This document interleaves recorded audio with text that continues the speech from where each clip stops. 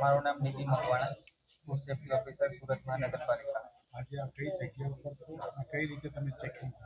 અઠવા ઝોનમાં રામચોક નજીક આવેલ એક પનીર ડેરી કન્ટેક્સમાં એના લોકો પનીર, બટર અને ચીઝ ત્યાં સંગ્રહ કરતા હોય છે તેવી એક સંસ્થા છે, જેની સ્થળ તપાસ કરવામાં આવેલ છે.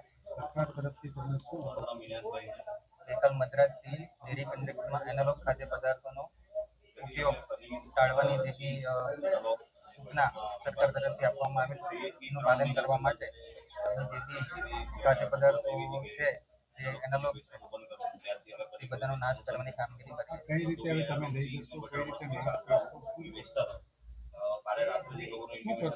એનો નાશ કરવામાં આવશે.